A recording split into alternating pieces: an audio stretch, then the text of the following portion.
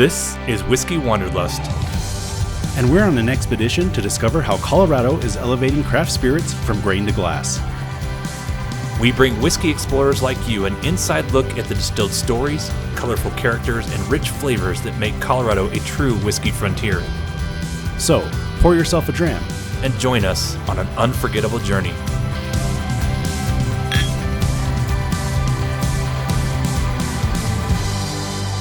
On this episode, Root Shoot Malting. Welcome to Whiskey Wanderlust, episode number 6, where today we are introducing to you guys Root Shoot Malting out of Loveland, Colorado. We got to sit down with Emily and Todd Olander over there, and we got to hear their story in a little bit of a different light from what we typically do, because we're typically interviewing distillers, which they actually meet that bill, but Ryan, yeah, technically. Yeah.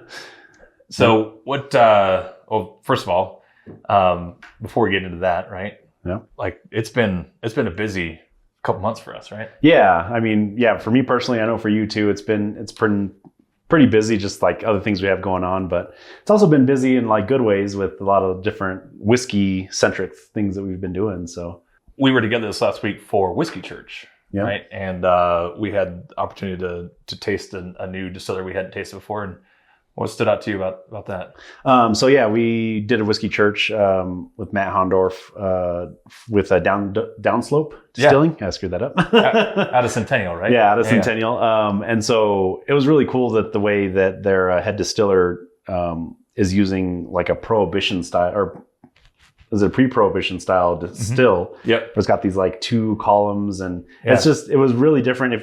I'm sure that if you look on their social media, they've got photos of it.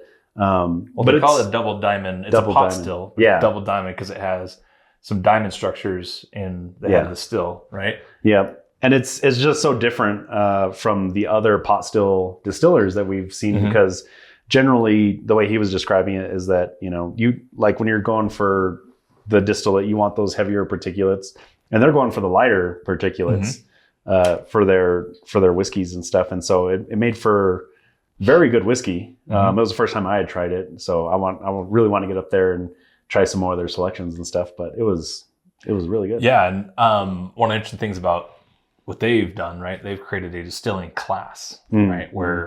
And there's a number of really like top pedigree distillers. Right, a few of the people we've talked to, in Colorado and elsewhere, right, that have taken Mitch's class, which is kind of fascinating. They're a small producer, and that's kind of their niche. There's just 2 of them, right? And they're doing all the operations there, and it was really interesting to hear their approach and how unique they're new. And by the way, they have Downslope, which is obviously a play to our local terroir here in Colorado and stuff. The mountain skiing. They have 2 diamond shapes on their still, and so on their label they have 2 diamonds on their logo, and double diamond, and it plays to both the distillery and the ski culture here, which is kind of cool. Anyways, genius marketing. Being a brand nerd, I was like, that's actually pretty clever. I just assumed it had to do with the ski culture, but it has to do with their still as well. So that was fun.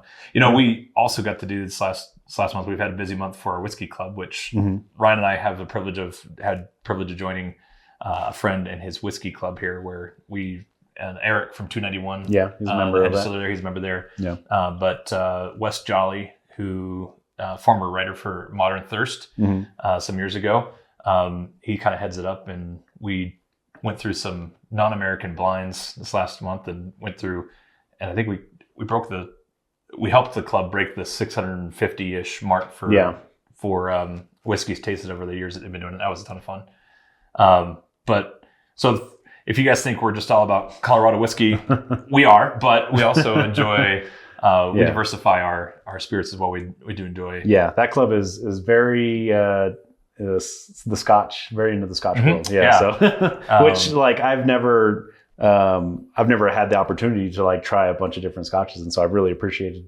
that experience. So. Yeah.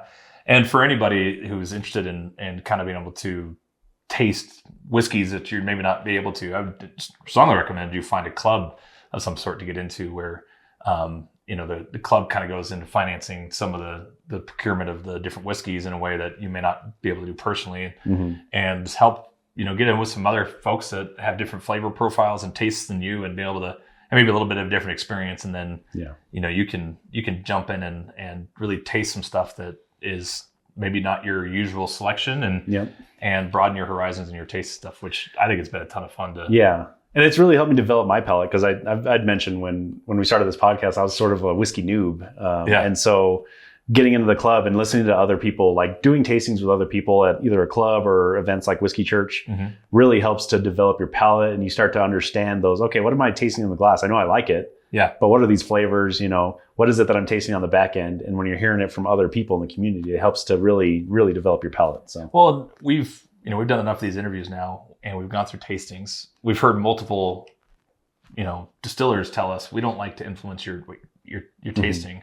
And there's a lot of reasons for that, right? Tasting is a very subjective practice. So if you think for a moment that a sommelier has the tasting down to a science, and it's these things, and that's all that you're ever going to taste in there, that's not true. There's a lot of influences that go into how you taste a whiskey, and it could be just something you ate earlier that day, maybe the particular bottle you received. And there's lots of things that can go into that, the effect of the nose and the palate stuff on the effect of the nose and everything else going into your palate and how you taste it. And so it is fun though to get in and to talk to people. Like, what are you smelling? What are you tasting? And it is fun when kind of most people agree on some things, but then somebody else says, like, I was kind of a deviant this last on one of them. I was like, I taste mac and cheese. Yeah.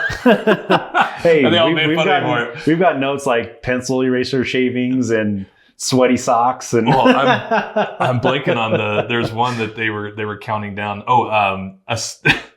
It was asparagus, but in particular asparagus pea, right? Yeah. And I suppose there are spirits that could impart that on you. And whether you like that or not, like if you enjoy it, hey, more power to you.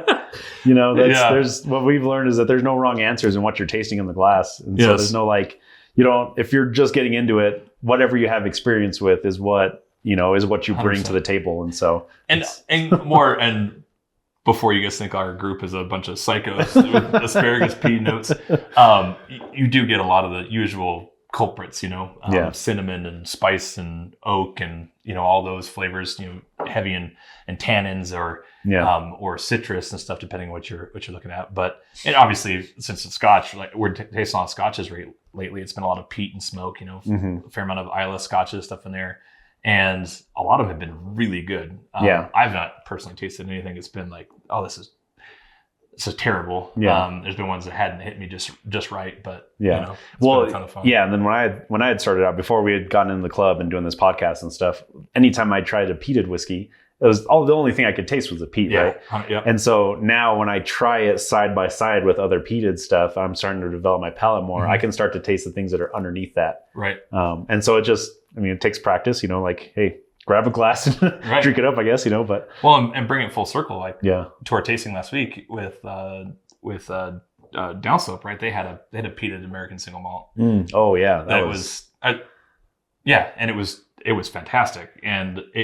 But it was one of the more unique peated single malts I've tasted, especially on the American side, right? Because there's some good producers out there right now doing peated single malts. Peach Street over in Palisade here in Colorado, and then Boulder Spirits does a great peated single malt. Right. Yeah, and there's some really good ones out there.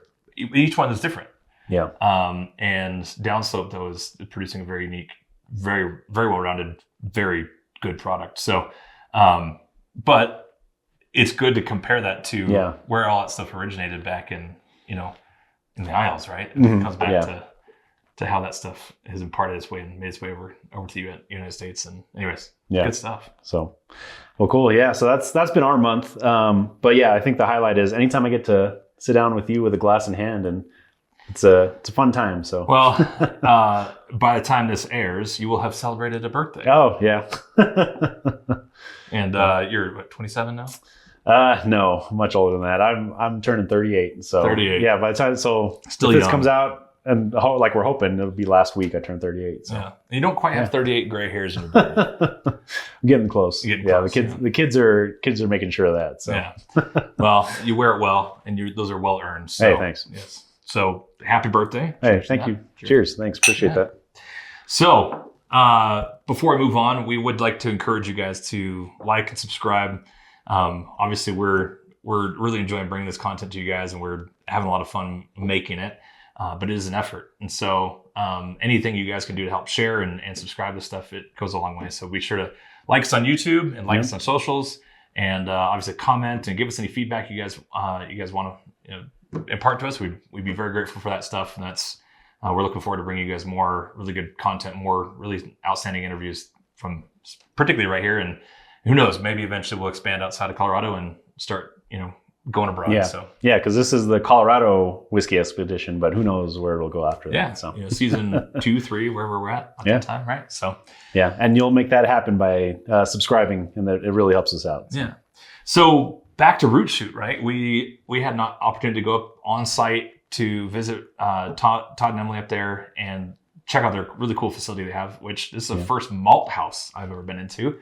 And tell me what stood out to you? So I'm going to say it's got to be the cats, right? So the whole episode, they have 2 cats that are like part of the pest control there, right? And so their names are Dill and Pickle. It's a mother and a daughter. Mm-hmm. And I think we didn't know which one was which, though. Yeah, Emily and Todd didn't know which one or which too, so which was kind of interesting. Yeah. But I'm gonna say that Pickle was the one that was jumping up. It was the daughter, the younger of the cats. So I'm gonna name her Pickle. So Todd and Emily, if you want to just start calling that one Pickle, the friendliest one. Yeah.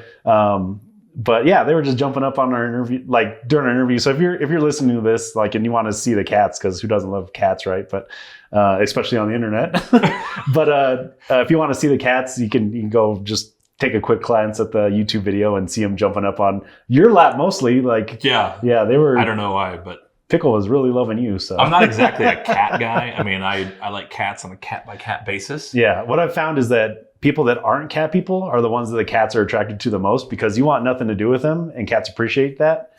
And so that's why I think Pickle is jumping up on your lap the whole time. To say I don't want anything to do with a cat, I mean, that seems a little cold. I mean, I will, I'll approach a cat and scratch its ears. I do like hearing a cat purr, but for our family, we've been mostly dogs, right? And so I do think it's funny though that it was picking me. I was like, all right, picking you and Todd was like, get back. Well, and of the people at the interview, you're the cat person, right? Yeah. Because you guys have. Yep, we got 2 cats. Yeah. So, I mean, and go figure, she was singling me out. And I was probably like the most mediocre moderate of the bunch, right? Yeah. Or Emily and Todd, didn't really, especially Todd. Yeah.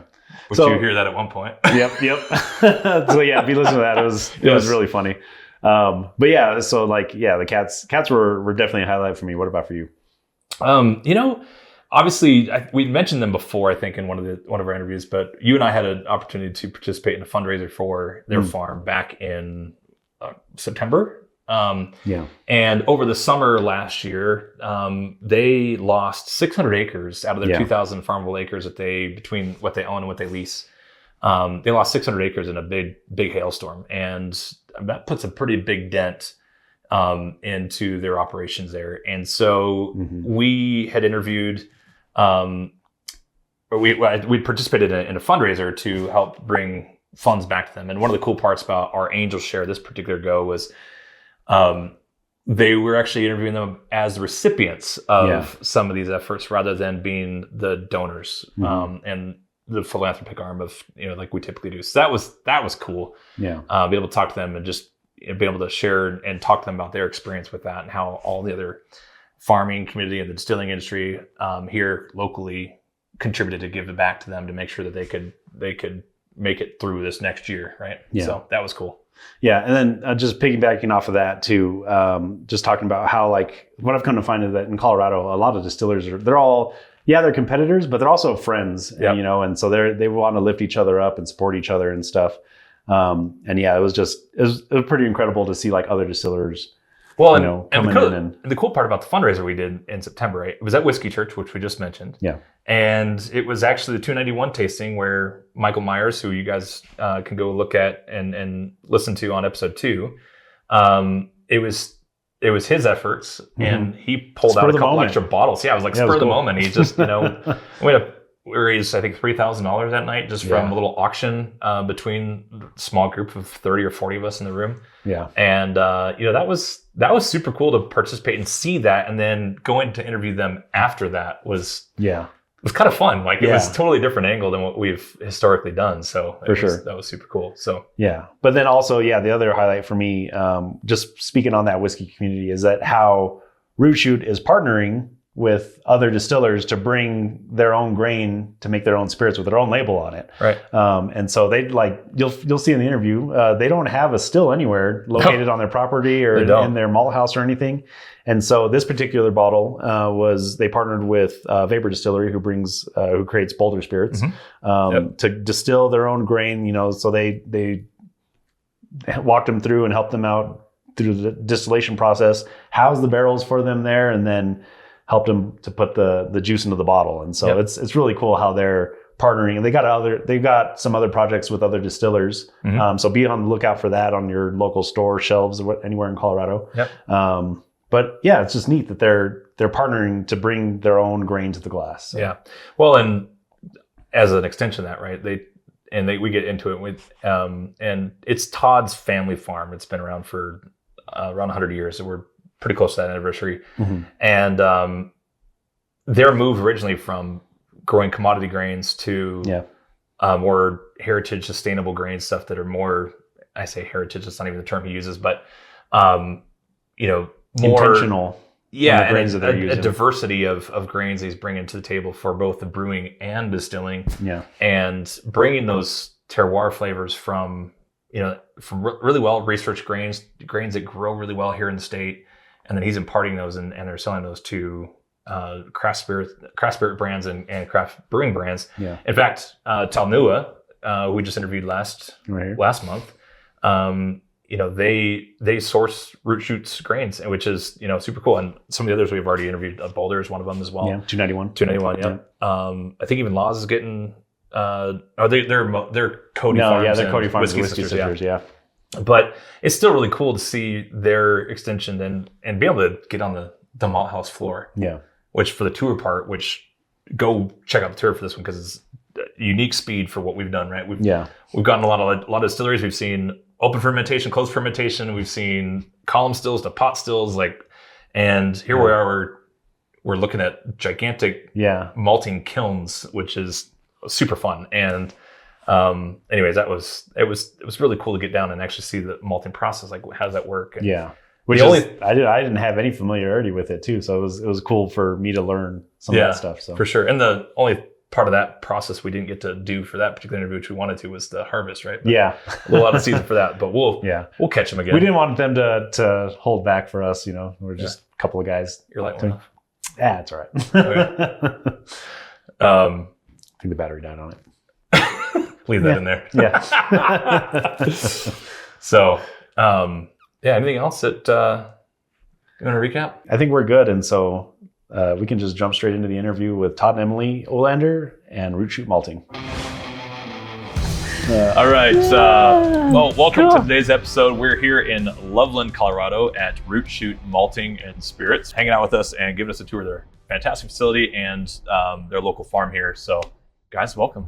Yeah, thanks for having us. Thanks for being here. Thanks for coming on the show. Yeah. Thank you for having us. By the way, coming in here, for those who are listening on audio and can't see what we're doing here, we're up in kind of a farming area north of Denver here, and it's just beautiful. We got beautiful sights of the mountains, and they have a really beautiful family farm.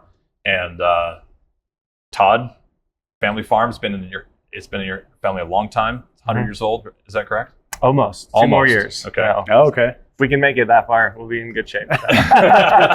So tell us a little bit more about the background of the farm and how you guys got here today.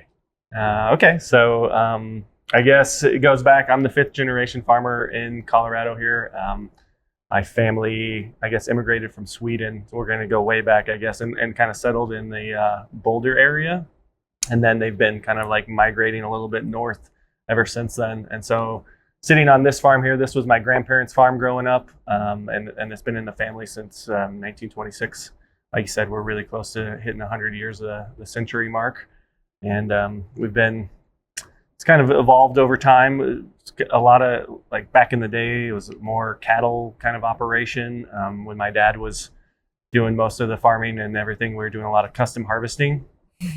And one of your employees here? One of our employees here, yes. Yeah. Local pest control. Yeah. And then growing small grains in the 1980s, we did a lot of that, a lot of growing for Coors. So right now we're farming about 2,000 acres or 2,500. And we're growing barley, wheat, rye, alfalfa, and corn. Most of that we're growing, besides the alfalfa, is going to the whiskey and brewing industry, which was the goal of the malt house when we started in 2016.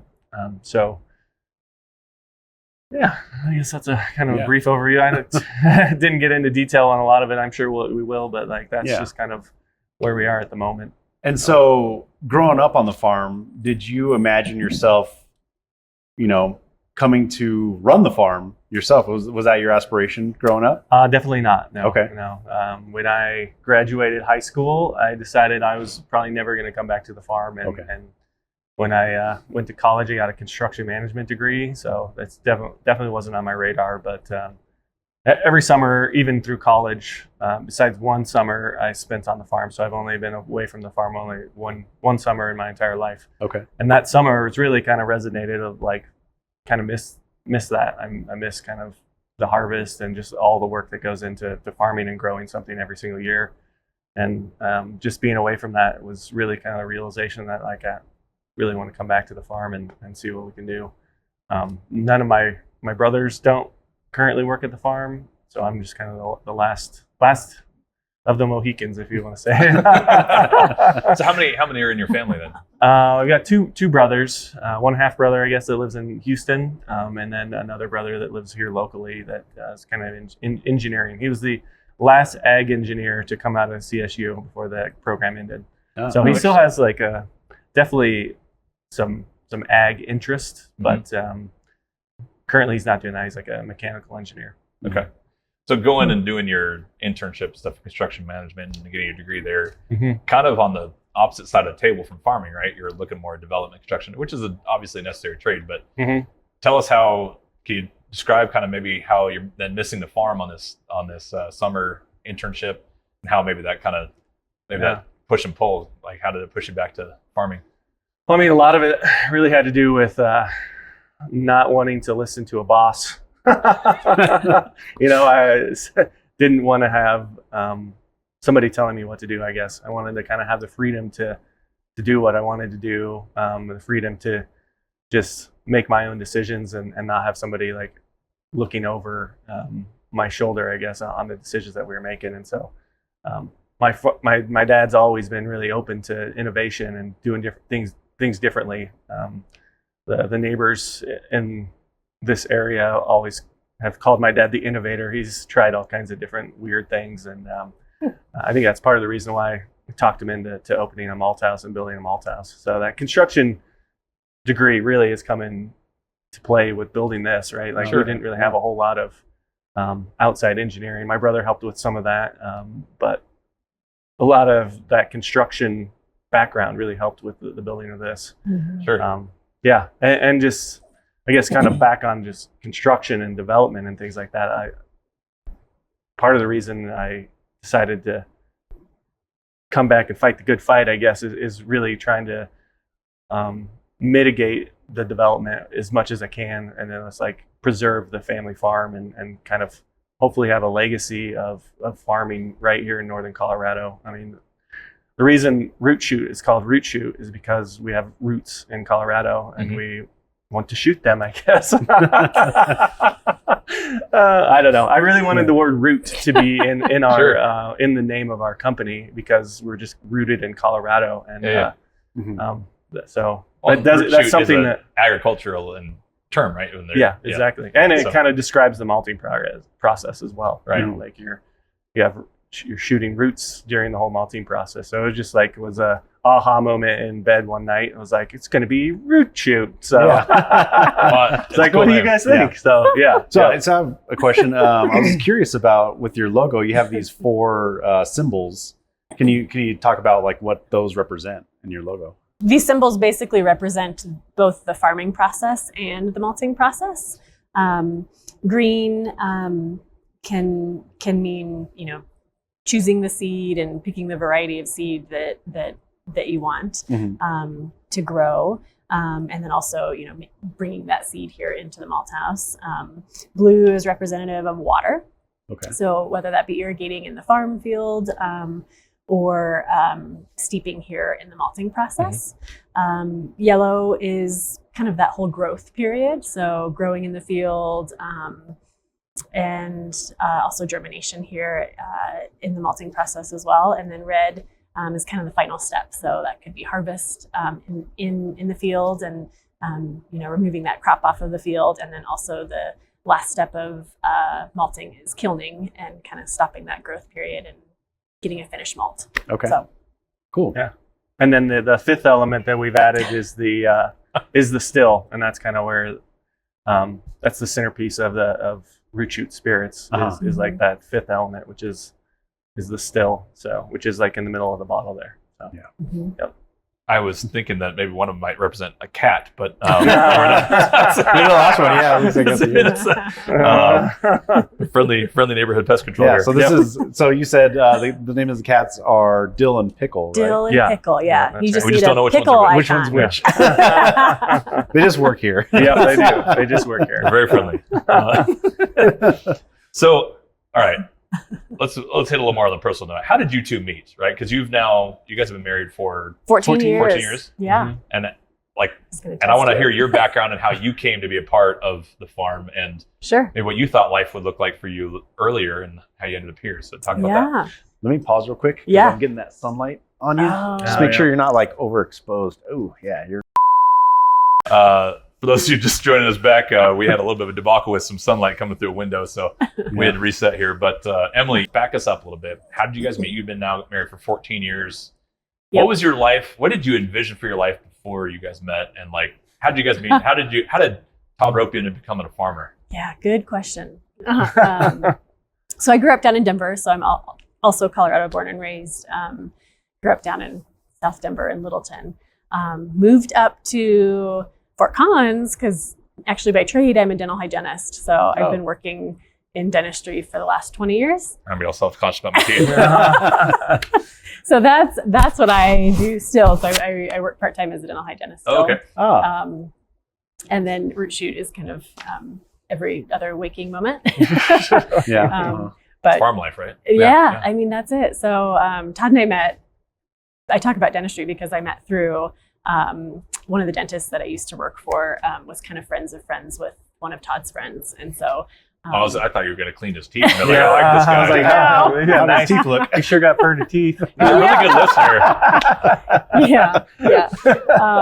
So anyway, so we, kind of connected, and it's funny because I met him during the summer, and growing up in Denver, you don't really hear a ton about farming, and you're kind of secluded from that way of life, growing up in a city. So when I met him in the summer, I didn't realize that he really was very busy. And so, I'd always call him up and say, hey, like, should we go to dinner? Do you want to go to a movie? And he always said, no, I'm in a tractor. I'm farming, And I kept thinking, like, this is one of those, like, oh, he's just blow drying his hair and he just doesn't want to hang out with me, right? Like one of those, one of those excuses. He clearly blow dries his hair every day. So I just, for the longest time, thought that he just didn't want to hang out, but I could, now come to realize that, like, he really was that busy in the summer, and like that is kind of the way of life, right? That you just work 12 hours a day, 15 hours a day, whenever you get your work done. So so it's been a change from growing up down in Denver, and kind of being pretty flexible with my career.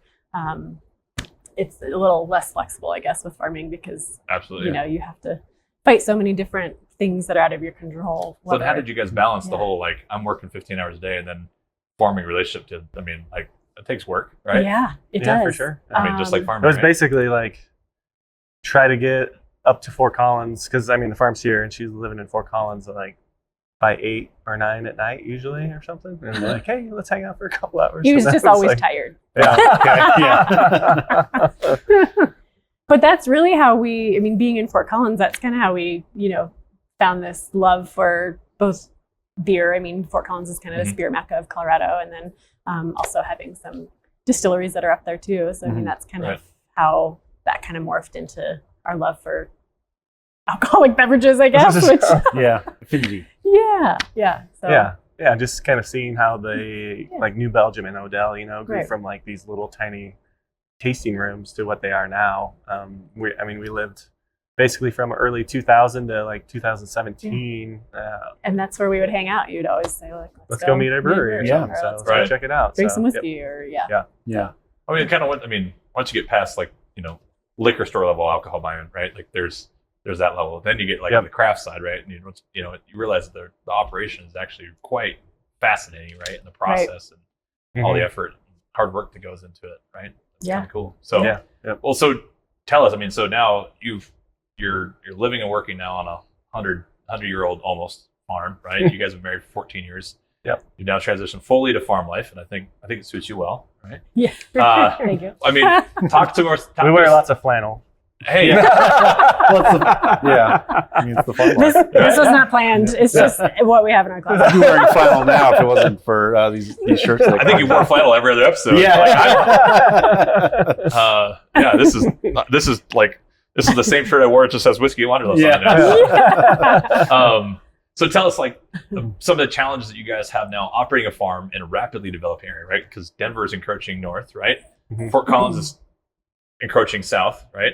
Coming the other way. And you guys it's encroaching at you from the west, right? East don't really have to worry about much yet, but well, there's Buc-ee's, I guess, there. But we'll talk about that later. But so tell us, like, some of the challenges that have been kind of wrapped in you guys have been dealing with farm and kind of your efforts to conserve that that way of life here. We always say that we're a farm first, right? So the farm doesn't exist without acreage and agricultural space to do that. And the malt house doesn't exist without that farm, right? So that's kind of where the conservation comes into play, is to try to protect farmland for forever, where only agricultural products can be grown on that land, as opposed to houses and big developments. So houses don't make for great whiskey. No, no. They don't. They don't. Yeah. Part of the reason we started the malt house is to get more value out of every acre that we're farming, right? We kind of saw the writing on the wall that if we continued to farm the way that we had, like doing like custom harvesting and just commodity grains, that you're not going to be able to really sustain your operation here long term. So that's why adding value to what we're growing is something that's super beneficial for us, and also a necessity, I think, if we want to continue to stay in this area. So I think Emily mentioned on this a little bit that we put this property that we're sitting on into a conservation easement. And that is basically an agreement with a land trust that this land can only be used for agricultural uses for perpetuity. And there's no getting out of it, correct? There's no getting out of it. Okay. You can still sell this property, but that easement goes with it, right? Yeah. So you're reducing the value by placing an easement on it. So whoever buys it has to buy it with the intention of farming it. Exactly. Ever. Yeah. Yep. Yeah. Mm-hmm. Yeah. So you can leave like little pieces out. So like we left the corner out. Like you can't build buildings on a piece of agricultural land, right? So the malt house is actually not in the easement. And then there's another small acreage, about 5 acres, that's left out of the easement as well. So if you ever wanted to build a house or something on that too. So, I mean, there's still options there, right? Somebody could, if you wanted to sell it later, you could still sell it to somebody who wants to build a trophy home or something on it. You know, there's still that opportunity, right? You're not just like wasting all the value in the land. So, I mean, there's ways to navigate that still you don't lose all the value in the But selling it as a farm, correct me if I'm wrong, selling it as a farm carries a lot less of a price tag than selling it as development, correct? For sure. Yeah. So like the developers that want to come in, they want to pay you high dollar because it's lands at a premium, they want to turn it into houses, and they're gonna turn a huge profit on that, right? Yep. Exactly. And you'll never see that. For sure. Yeah. Right. Now that's a pretty big gamble for you guys at your age, right? Like it was difficult decision, really. I mean, even for my parents, right? Like it was a hard decision to decide to kind of go ahead and move forward with that. That's why it took us like almost 3.5 years, 4 years to actually get it in place and make sure that it was a good idea. There are other farms in the area that have done the same thing, and I think that's something that's important for like their family legacy as well. Like there's a lot of subdevelopments that have like the little sign out in front that says like, oh, this is like Patterson Farm or something, for an example. But like you're still just driving into a neighborhood. Like, wouldn't you rather like have a sign that says like this farm is conserved for perpetuity and it's going to be open space forever and with your name on it? I mean, I think that's more of a kind of a legacy than a subdevelopment that exists everywhere else. Absolutely. So hopefully we can convince more farms and farming families in this area that that's what they should do with their land, because they've been farming these properties just as long as we have, probably even over 100 years. So it'd be sad if they're the last generation to farm that as well. So right. Yeah. I mean, obviously they're not going to see that in the future either, right? Like once you're gone, you're gone. But like, I don't know. You're kind of weighing what's more important to you, right? Your family legacy and Get down. and upholding that. Yes. Todd loves cats. Yeah. Upholding your family legacy, or would you rather have 4,000 of your best friends and your neighbors right next to you in houses? I think that, it's a decision that they have to weigh, and for us, it's important to keep in farmland. Yeah. Well, growing up in California, I grew up in a major agricultural area, right? And there's still legacy family farms that make big names, and household names you guys know because of the grocery, the lettuce you buy, and it's a big deal there too. Like and fortunately, the towns have not grown a whole lot to encroach on that, but I think it's a big deal for, especially and talk to us a little bit about the conservation side of it and like how, the long-term version for the growing and like your operations and the transition you guys are making to malting, like talk to us more about that and that path forward, right? Because there's, I think, a bigger legacy to be potentially made there as well, not just in addition to the farming, but like the other impact you guys make in the community. So tell us more about that. Yeah. So, something that we really didn't know when we started the malt house was like kind of the impact on community that you can have, and the impact on just educating people about farming. Like people are been removed. They're like 2 or 3 generations removed from the farm now. Not a lot of people that have that background, like even like me. Emily. Exactly. Yeah. Right. And so like using beer and spirits and things like that to educate the consumer about like maybe struggles that are happening in the farming community, or just like where your food is coming from and what goes into that. So a lot of people don't even know that there's grain in a spirit, or and where that even came from, right? There's like, I want to get drunk now on some levels, right? But then there's the other side of like, I really want to dive into what's actually in this bottle and why does it taste the way that it does. So I think there's just a really interesting story there that you can tell and connect people back to the land a little bit. We hold a field day every year. We come and invite all of our customers to come to the field, see a harvest. Oh, that's cool. And like actually be able to stand in a field that they know is going to be like in either their bottle of whiskey the next year or a beer, like that's something that when the first time we did that, and I think we ended up getting like maybe 75 or 100 people to come to the field. And it's just quite amazing that majority of those people have never stood in a field before, let alone a barley field. So, that's a really big connection. We've done that for the last 7 years now. I think we've done the event 7 years in a row. How many people are you attracting now? About 300. That's cool. Yeah. I think we've hosted maybe up to 400 at one point, but it is pretty interesting. A lot of the craft makers, they get a full bag of malt and they open it, and like that's kind of where it stops. Like they know that it comes from a warehouse that they ordered, from Denver.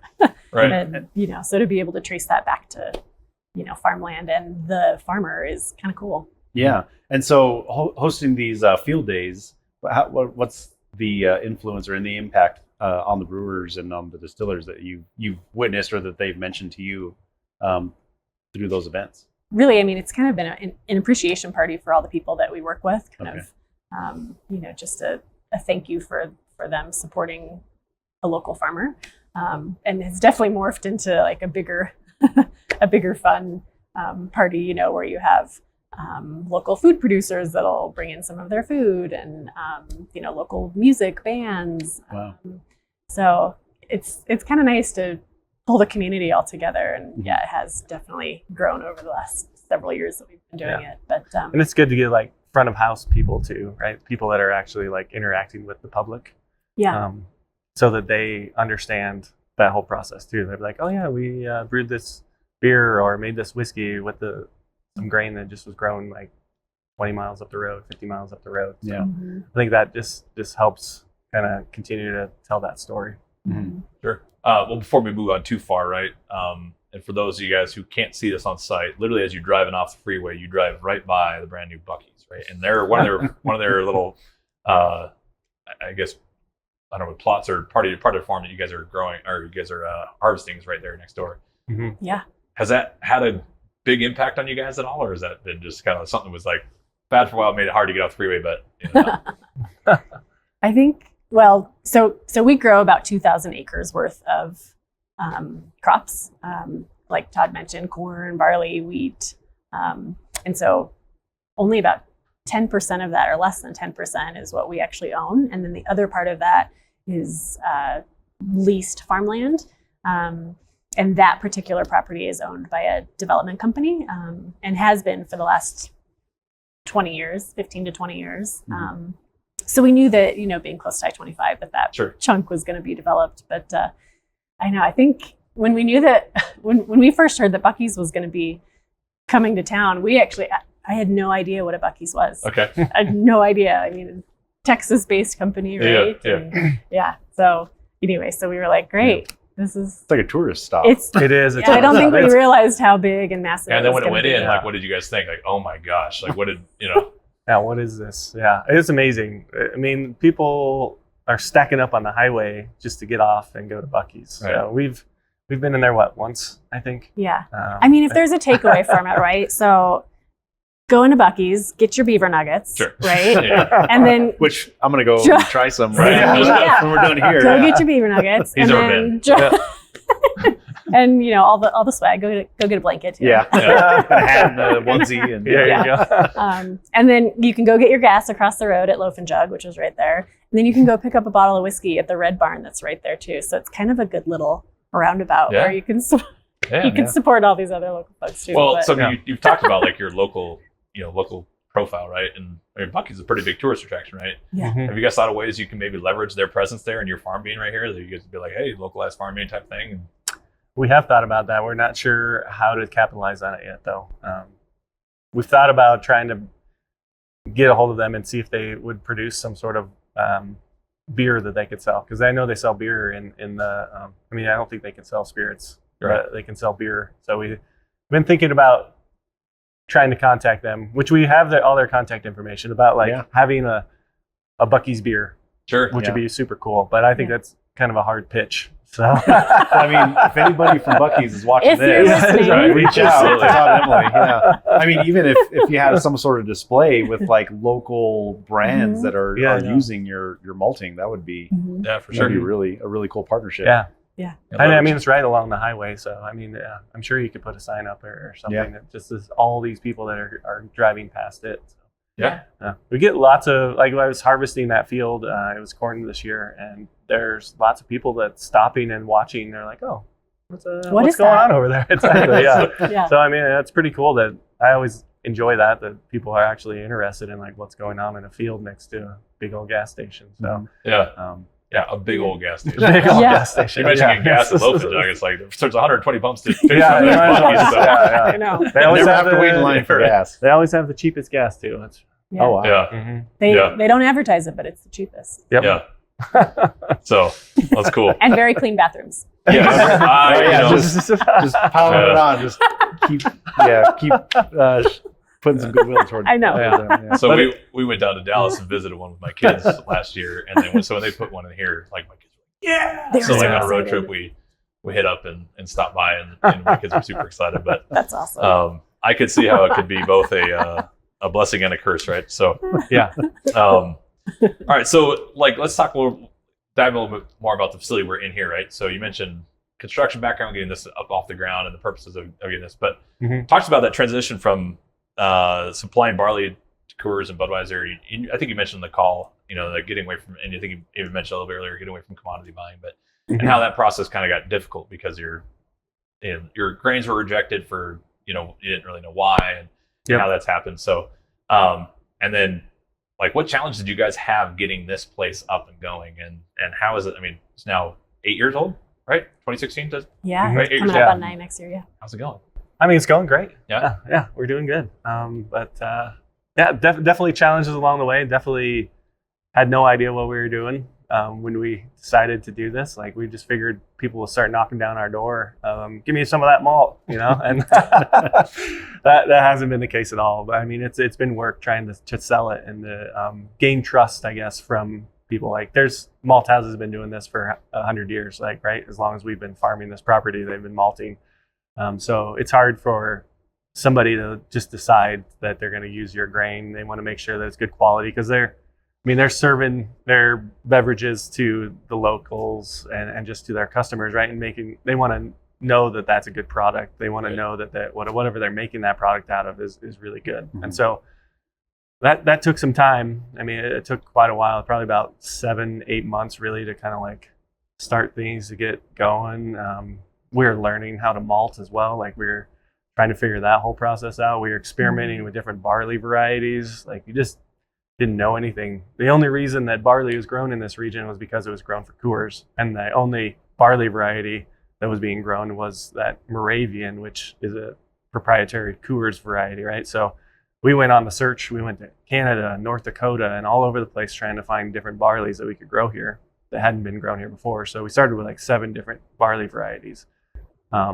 So throw that on top of learning how to malt. You're swapping different barley varieties and just trying to figure it all out. That was quite a challenging road. And the brewers helped us. I mean, we sell more of our barley to breweries than actual distilleries, just because they move through that volume a lot faster.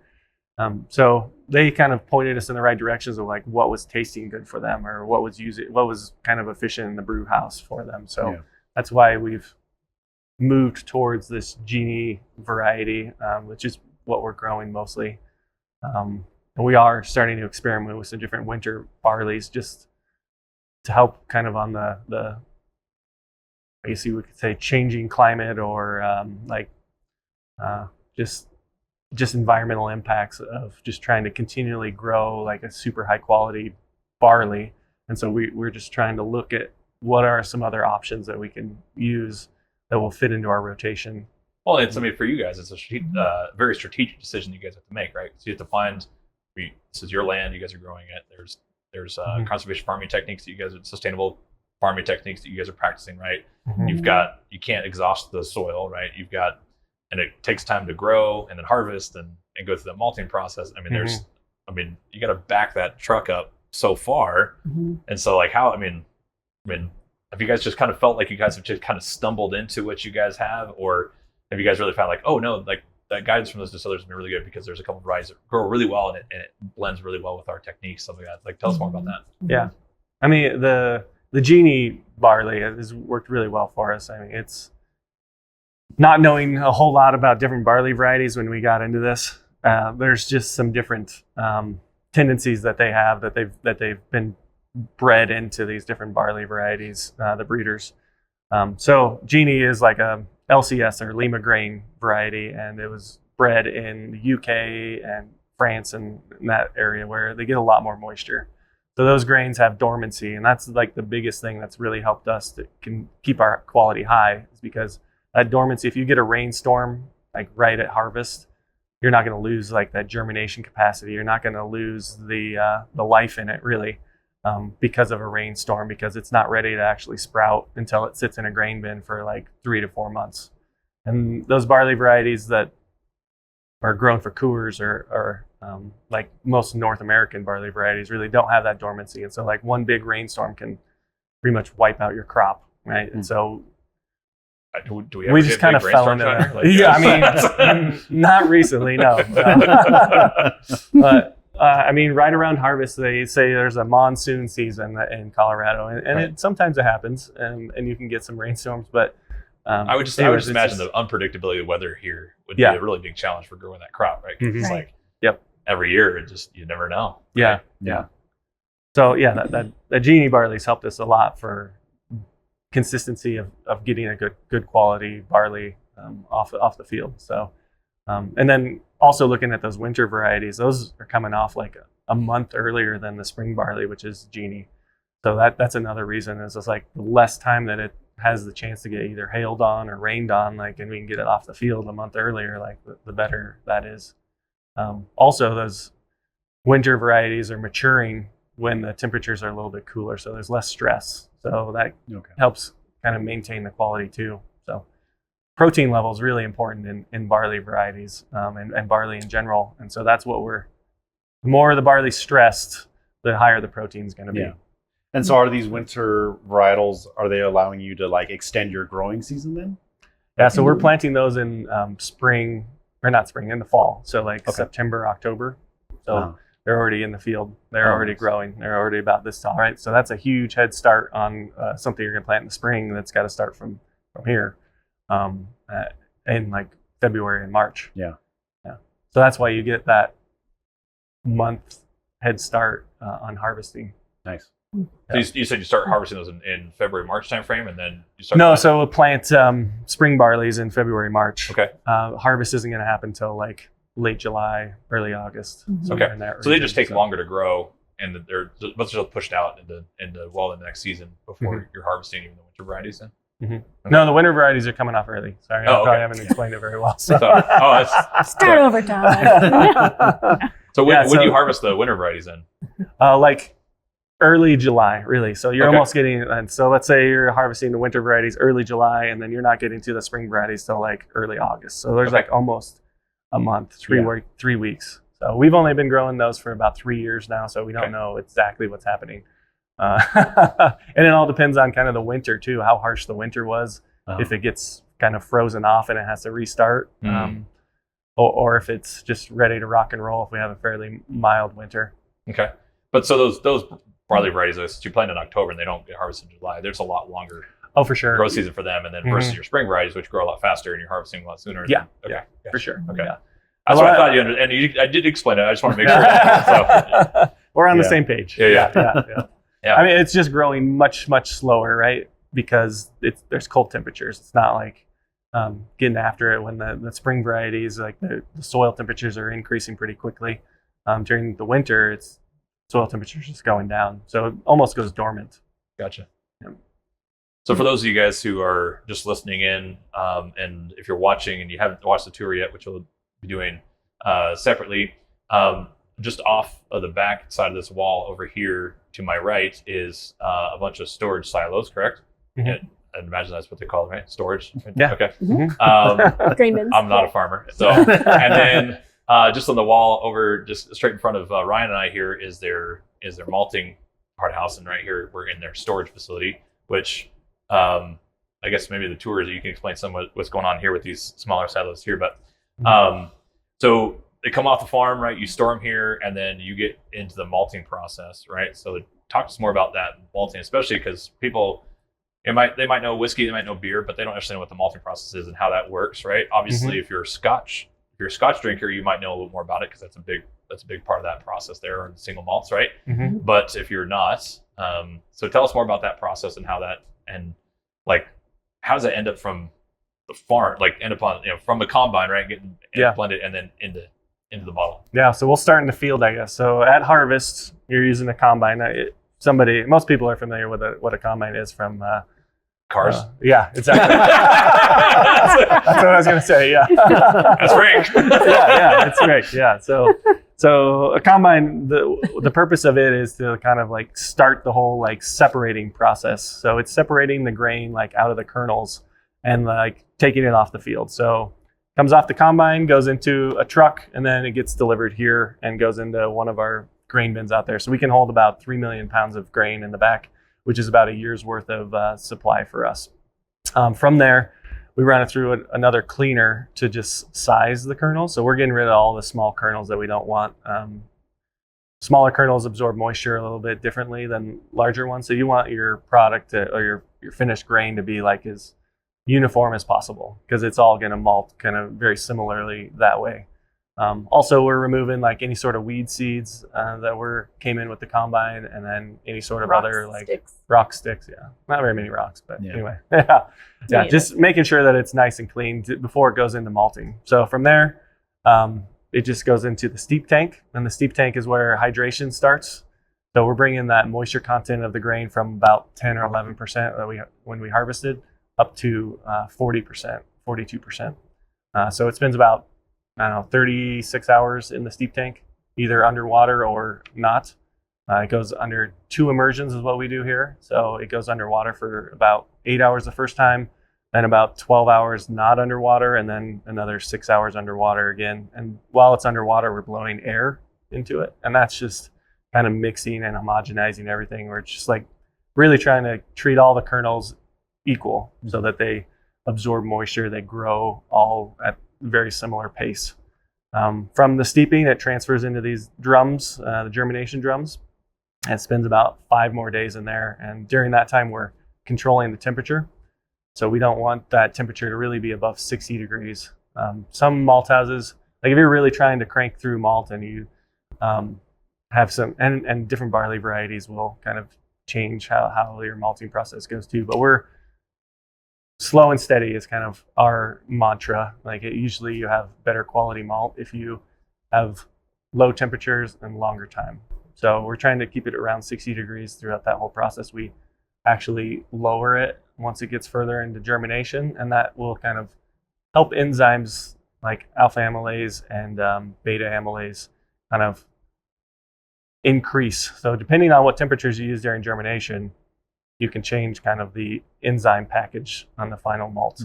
So then after the 5 days, then we go into kilning, and the kilning is where most of your flavors coming from. Most of your color in beer is going to come from that too. So like the higher the temperatures, the more roasty kind of Maillard reactions that you get, the darker the malt's going to get, and kind of it gives you kind of a little bit more unique flavor than like your base malts, which don't have a whole lot of character to them. They're just really used for alcohol. I mean, that's really just where all the alcohol is coming from, is a base malt. Right.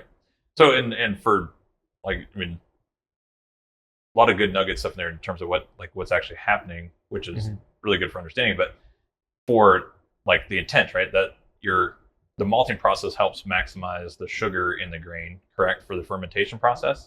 Yeah, so we're breaking down the starch inside that kernel and creating these enzymes I was talking about. So those enzymes, once the starch is kind of degraded and available, those enzymes, once they get hit by hot water in the mashing process, those enzymes go to work and they start chopping the simple sugar or the starch into simple sugars. And then once you make your sugar water or your wort, then that's where the yeast comes into play, where that's going to start breaking those simple sugars down into alcohol. And so how long is that process from going from silo, steeping, malting process, and then into a bag? About how long is that process? Like seven days typically. So we've got 3 drums. We empty one on Monday, we empty and then refill it. And then we empty one on Wednesday, empty and refill it. And then one on Friday, empty and refill it. So, and then that process just continually keeps going. Okay. And then how long would you say that one of the finished bag, how long is that like shelf stable? Up to a year. Some of the like roastier malts that like can degrade a little bit more quickly if they It just might lose its character a little bit. A little bit, yeah. But typically everything in our malting facility is no more than 6 months old. Okay. Yeah, the more like oxygen that it's available, the more that kind of flavor will degrade. Okay. So we go into bags. So I guess after kilning, it gets cooled. So, and we just use outside air to cool down the grain. So it's usually emptying out of those drums about 70 degrees, 60 degrees. And then it goes into these bins behind us, and then it gets cleaned again. So we clean off all the rootlets and any sort of other like material. So like and malt is a very clean product, right? It gets cleaned before it goes into the malting process. It gets washed twice, and then it gets cleaned again before it goes into a bag. So like it's pretty darn clean product at that point. Yeah. But anyways, then it'll go into a bag and probably, I don't know, maybe 4 days after it came out of the kiln. So like freshness is pretty good there, I guess. Like much more fresh than something that's going to come from Europe or even a larger malt house in the country. Like usually our malt's hitting people's mashing tons, like, I don't know, 3 weeks after it's been made. Oh, wow. So, that's really fresh then. very fresh. Yeah. It makes a huge difference in your finished product. Yeah. And so how many, I was going to say customers, but how many brands are utilizing your malt? What would you say for like both beer and whiskey producers? I think we're at right around 125, 130 And they're all here in brewers Colorado? and distilleries in Colorado. Okay. There's a handful that are outside of Colorado that we just use a third-party delivery to ship to Texas, Alabama, Chicago.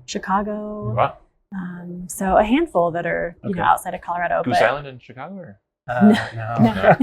Are there any brands you want to mention that some of our listeners or viewers would recognize that are utilizing your grain? 291 in Colorado Springs. They used some of our malted rye before, and then majority of their product was made with our corn.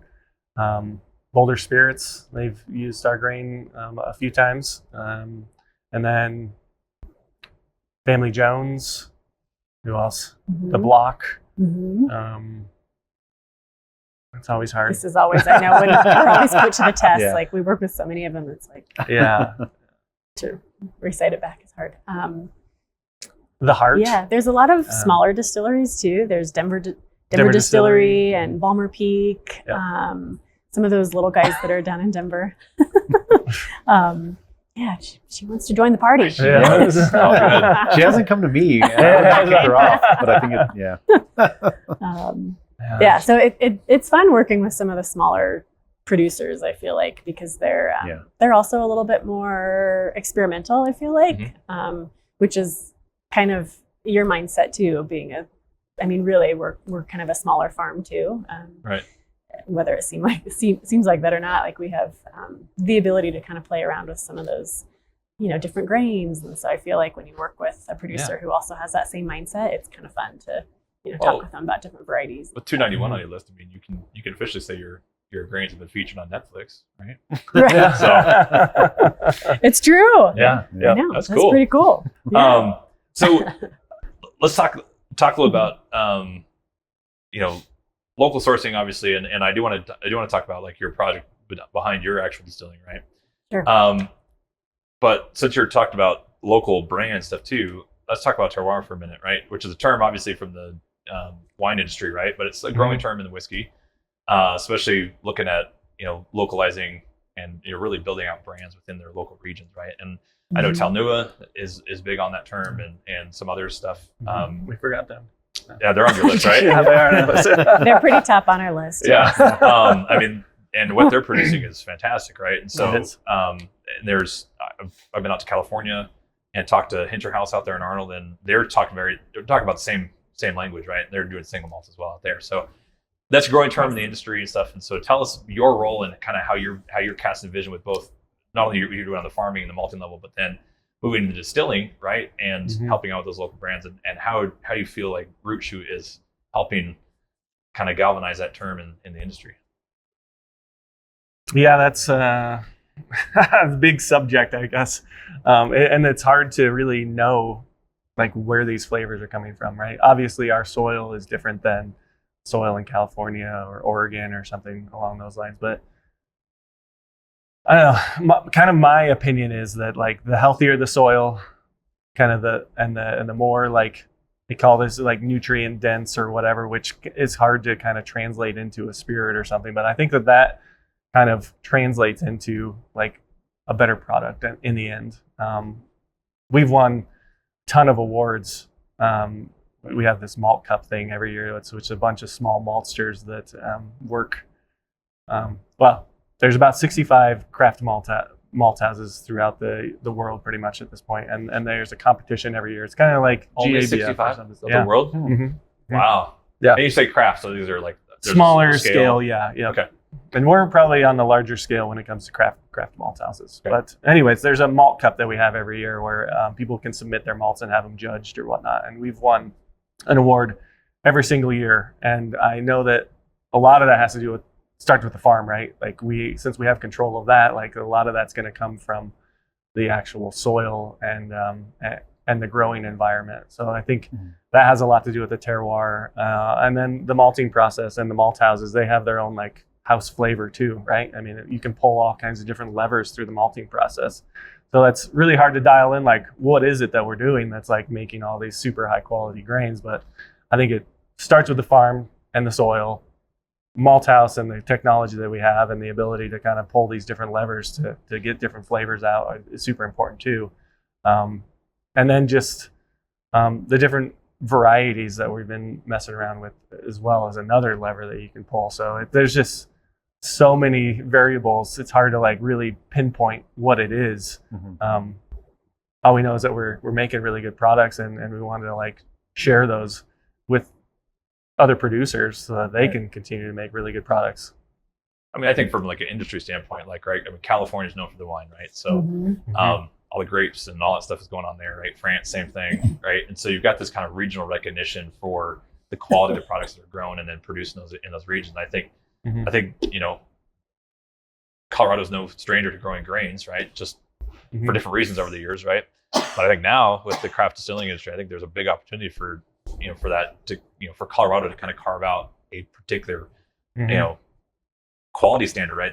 That is across all of the, you know, all the distilleries, and just get more of them on board with, you know, influencing that. I think it's a win-win for everybody, right? Yeah. Local farming, right? Yeah, I could touch a little bit more on that if you want. So, yeah, I'd love to. And then segue into how, you know, like this project, right? Because I think you mentioned on the call earlier that, you know, this was a little bit of a project to help shed light in the local markets about the importance of localized farming, right? Which that plays into our terroir, you know, conversation, right? So yeah. So I mean, just to touch on terroir a little bit, my dad used to work with like a seed breeding company that was local for wheat seed, and those wheat breeders had access to all types of different like environments that they could grow them in. And this region right here, like basically west of I-25, is just really a great growing environment because the mountains are so close. We're right here in the foothills. You got nice, cool evenings. Like the I don't know, soil pH is just about right. So like that, just I don't know. If you have like a seed breeder that's been on like thousands and thousands of acres and says that like this is a great place to grow small grains, then like I think that means something. I think that and I think that's another reason why we've had such good success with the products that we're producing. So you want to segue into the whiskey a little bit? I didn't see a still anywhere when you're walking around here, and so lots of other equipment though, right? So how are you guys then, you know, turning your own malt into whiskey? I think that's a big part of why we have Boulder Spirits also up here, right? Okay. So we work with Vapor Distillery out of Boulder, who produces Boulder Spirits to produce our whiskey for us. So how did the partnership come about with working with Boulder Spirits to distill your grain? Yeah, it was about 5 years ago, 6 years ago. 6 years ago. Right when we first started. I mean, really, we were trying to sell them malt is is where we made that connection. Where it's like, hey, you should be buying our malt instead of buying it from Scotland or UK or whatnot. And, and he's been a tough nut to crack, I guess. But they are kind of like starting to lean into kind of some of our malts nowadays. But anyway, they weren't using their still, and we had some different malts that we wanted to kind of experiment with and see if there was some good flavors that could come out of that. We're like, hey, we should probably just throw these malts into a barrel and see what we get, and see, like, really start experimenting with like what malt character kind of, it's hard to know, I guess, like once you put something into a barrel, like what it's going to be after it sits there for 5 years, right? I know. There's so many variables, right? Like probably a million different variables that could go into the whole product. But I guess that's where that kind of came from, was just like, let's see if we can make some spirits and see like if we can make something unique and different, and then really try to get to be a little bit more consumer facing. Right? A lot of our business is just B2B. Like we're just working with breweries or distilleries, but we don't have like a front facing product that we can really connect the farm to the consumer. And so that's where this whiskey brand kind of came from, was just bringing awareness to farming. We've been, in the early days, like 6 years ago, we were just like, let's just throw these malts in here and see what happens. And then now that we've kind of tasted through them, we've been a lot more strategic on like what we're actually going to put into the recipe. Right. So Vapor really doesn't have any say in like what we're actually going to use. We've definitely taken their advice because they're a lot more they're a lot more knowledgeable than we are in the space. But as far as like the recipe of grain that we're sending them, those are our decisions. Those are like what we think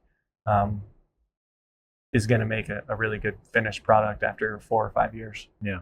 And so how many barrels did you end up filling in that first run? Just 10 barrels. Yep. Yeah. So that was our first release. We have... Those are a full-size 50-gallon, right? Yeah, 53 gallon. Okay. And every year we've sent malt to them. About the same capacity. I think we've increased the amount of grain that we've sent them over the years. So, so do you still have so there's barrels quite a aging few right more now? Barrels.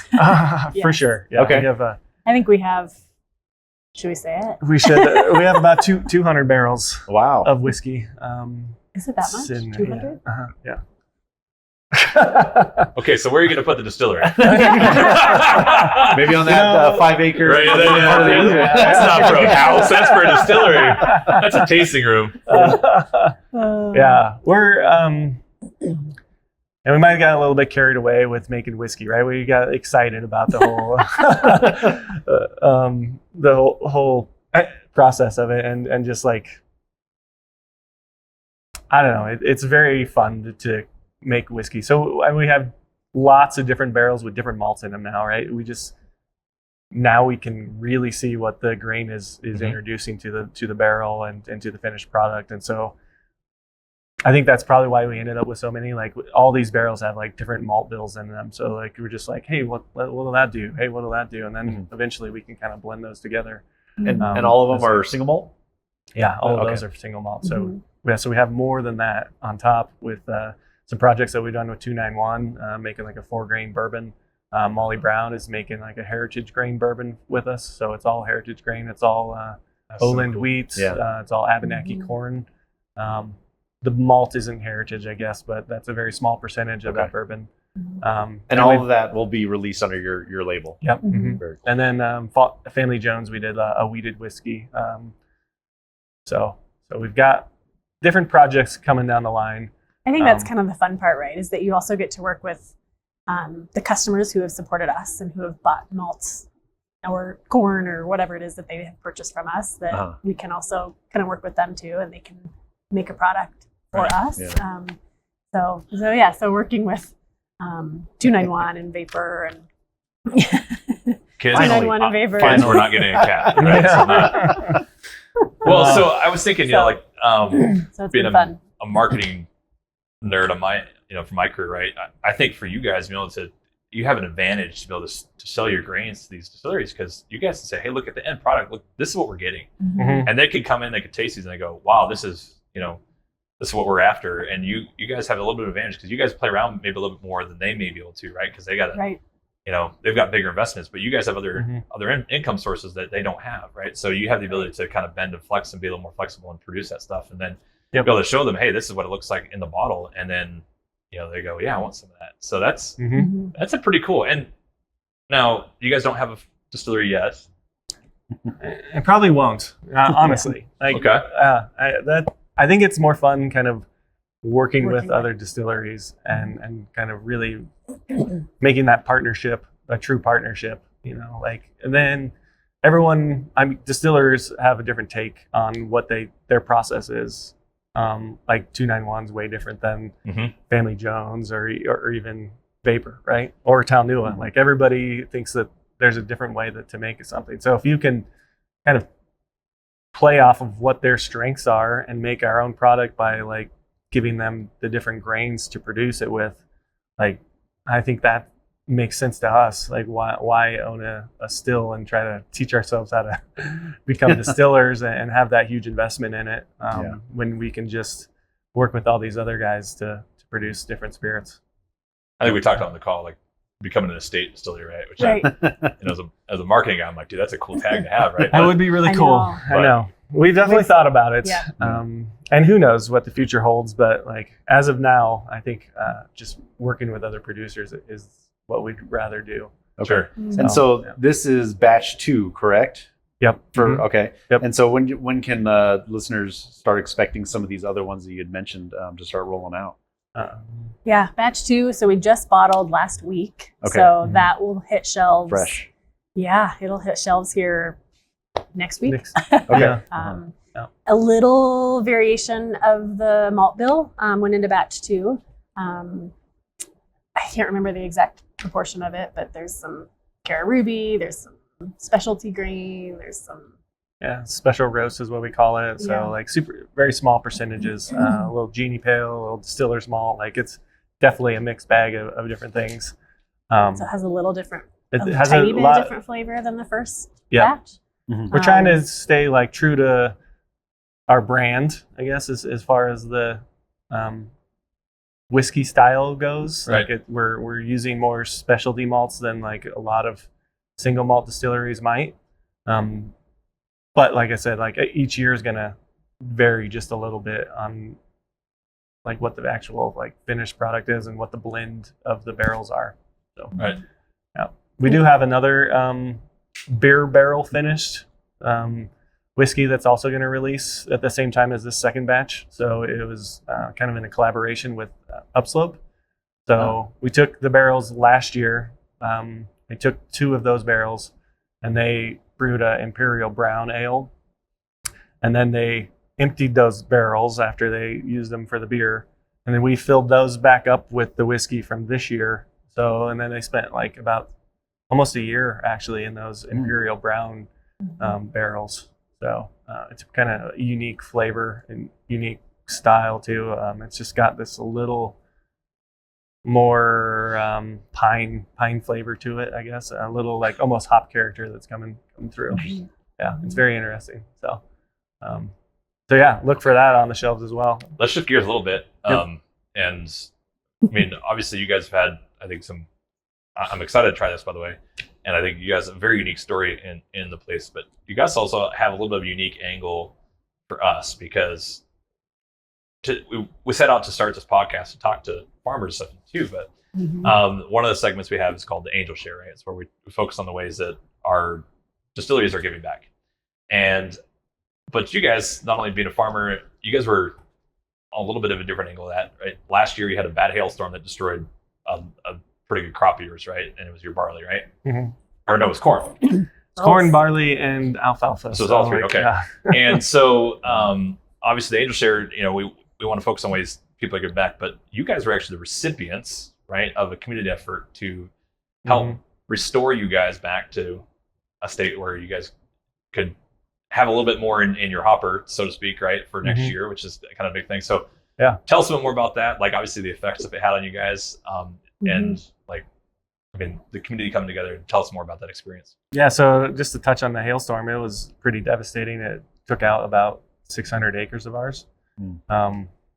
We actually got to like sit in the pickup and watch it. So, were you stuck out there while it was happening? Yeah, we were out checking water, like just checking on a pivot, and we were just like, man, that looks like a pretty nasty cloud. And so like, let's get out of this field. And so we just started driving, and the dog was actually like out of the pickup, and we were just kind of like driving on the out of the field. And by the time we were out of the field, there were just hailstones coming down there. I don't know, at least marble size, ping pong size. Yeah. And so dog was in a real hurry to get back in the pickup. So absolutely. Yeah. And then, so we were able to just drive and like sit behind a tree.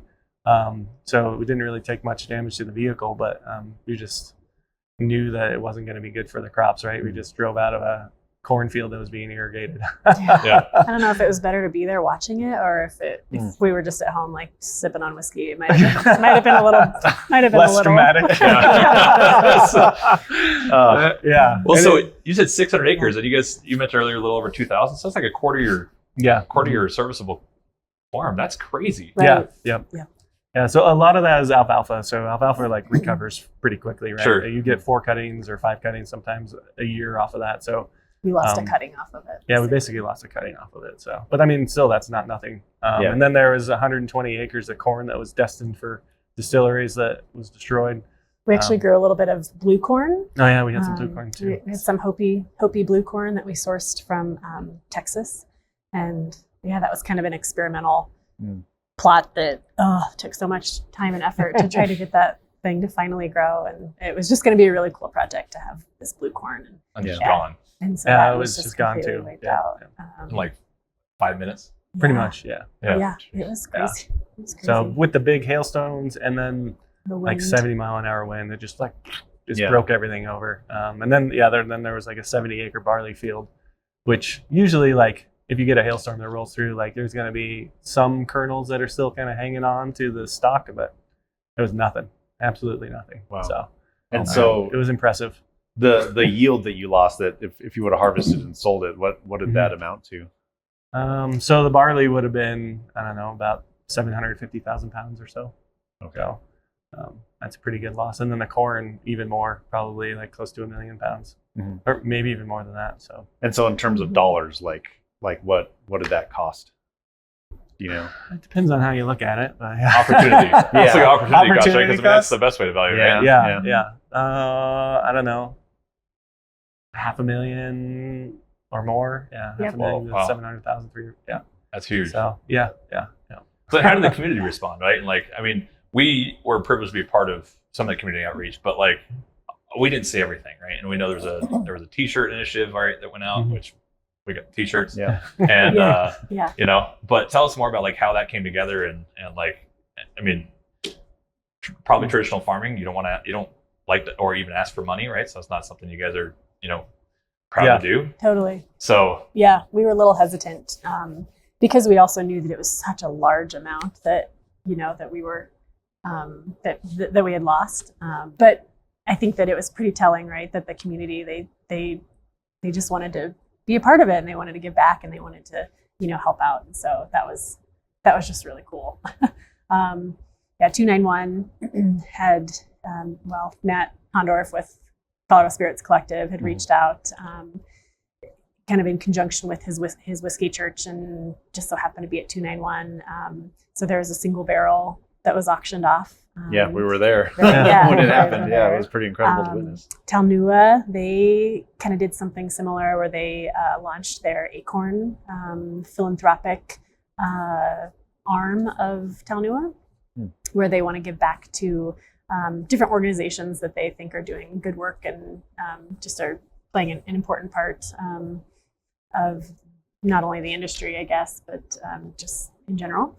And so we were the recipient of that. They raised so they had for us. They donated a portion of every bottle sale to our Hail fundraiser, and then we did a T-shirt online fundraiser for folks that who were not local, that couldn't take part in some of those things, and who still wanted to help out. So overall that was a $10,000 fundraising initiative that we were not expecting at all, Right. which was really And that you really use that cool. $10,000 to go get more seed, right? So that you Yeah. could grow Yep. more crop, right? And that exactly. Yep. So and you we guys sourced actually some barley from that, right? We did. We actually we were up there last week, and probably the next couple of weeks we'll still be kind of toting barley back from Wyoming. There's a farmer that we knew who was growing Odyssey barley variety, which we had grown previously, and a lot of our breweries and Distilleries, and distilleries had loved. And so we were kind of, it was kind of great that we could actually bring that variety back and be able to purchase that, with the help of the community with that $10,000 raised. So, Sure. So that was really cool. Yeah, so most of that grain will just go directly into malting. Just a little bit on the Odyssey variety, since we were talking about it. It's a non-GN, so it's non-glycosidic nitrile. So that's something that distillers are kind of asking for these days, because that interaction of that compound with copper can be a carcinogen eventually. They're really aware of it in Scotland, right? And Interesting. and Ireland, I suppose, as well.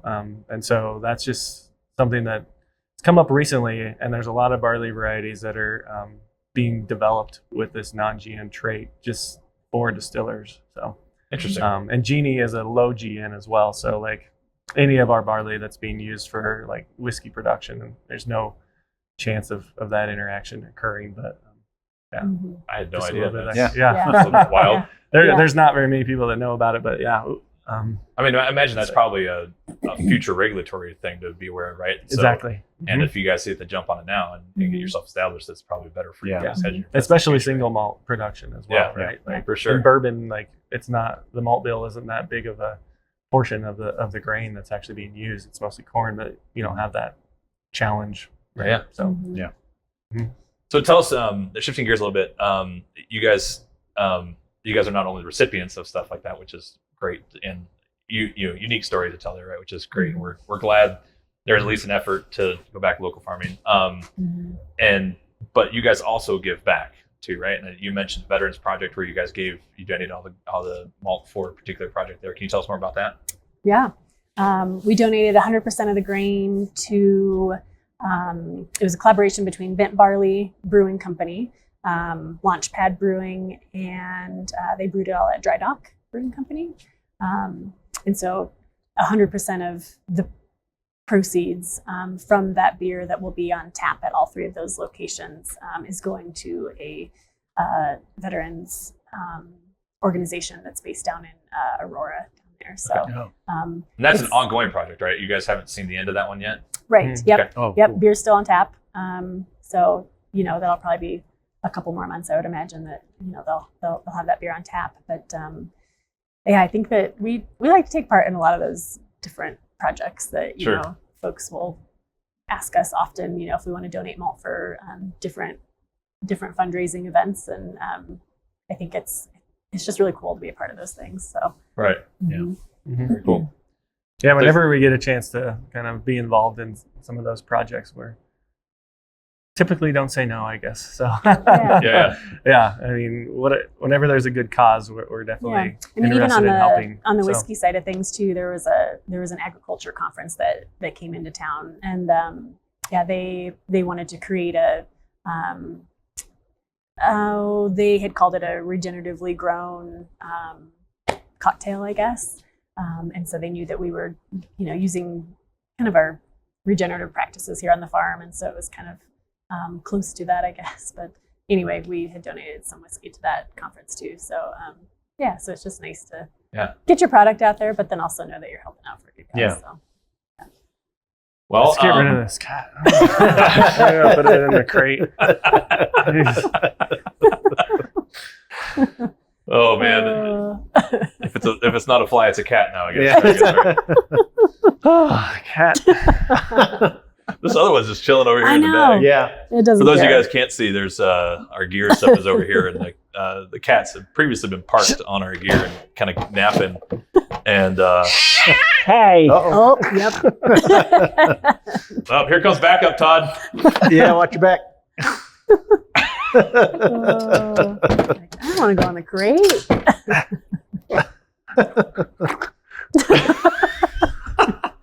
Are you alive? Yeah, I'm just fine. Sounded worse than it was.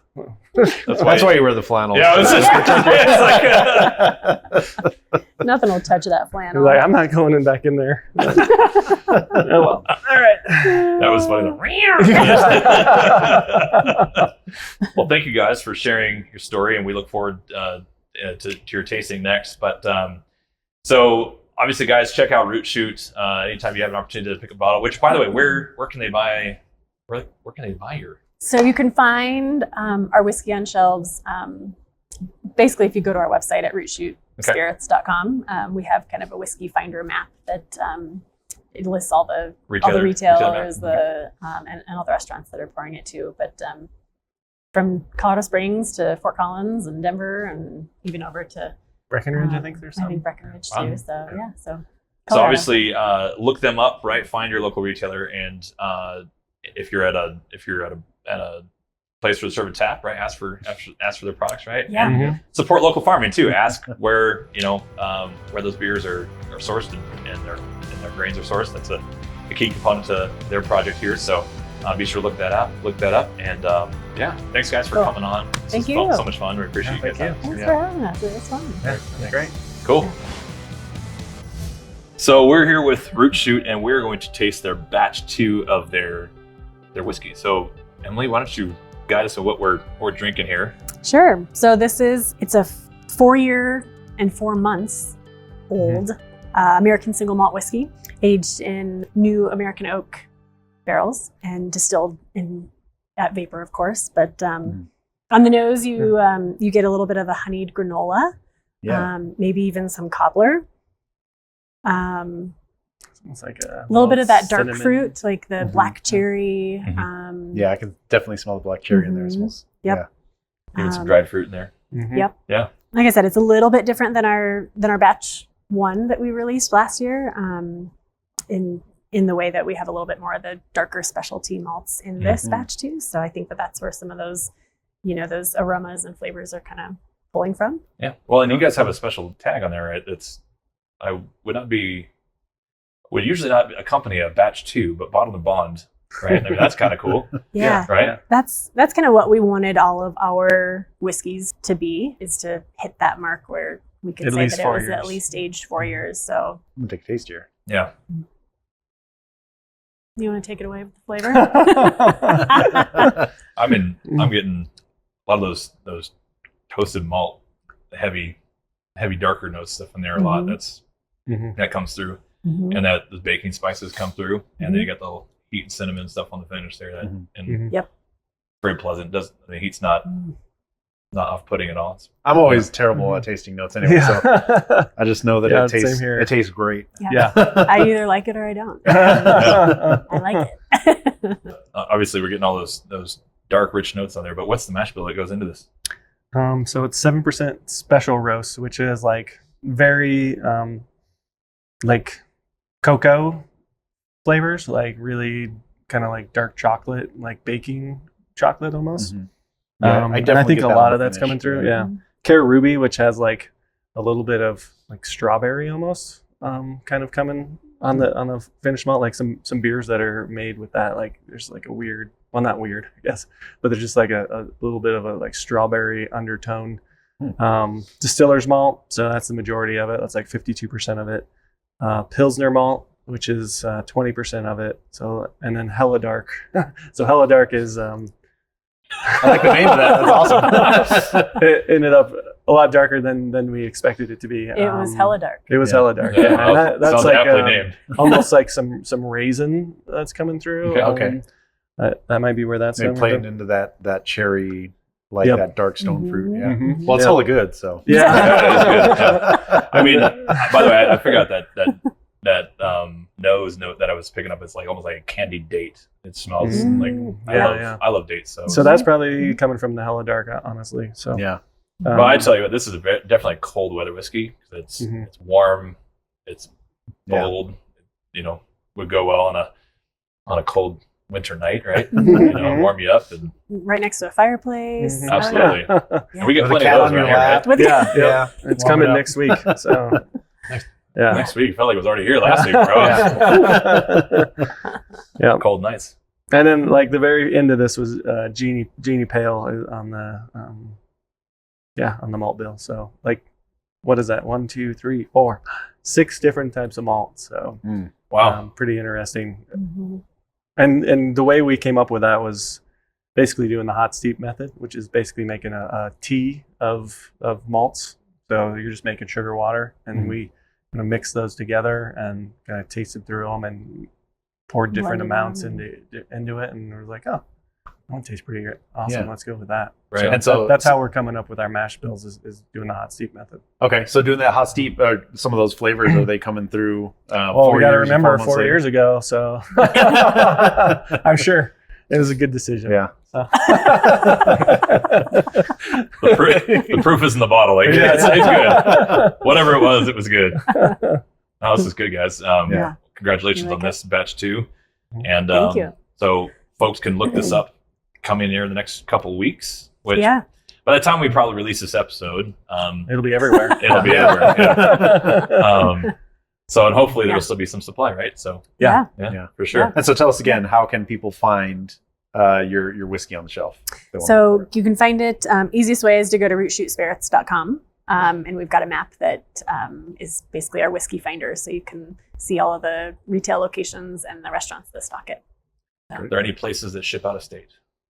No, but we we're are thinking only in about that. Colorado. Okay. Stay tuned. Yeah. Yeah. All right.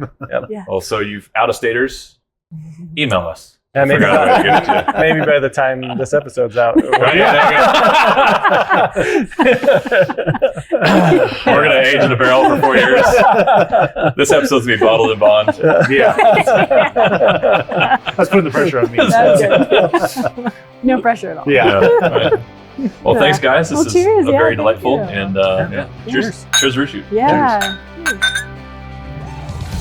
Thank you for joining us on Whiskey Wanderlust. Subscribe to the show on YouTube, Apple Podcasts, Spotify, Amazon Music, and all other major podcast platforms. And be sure to leave us a rating and review. Follow us on social media and visit us online at whiskeywanderlust.co.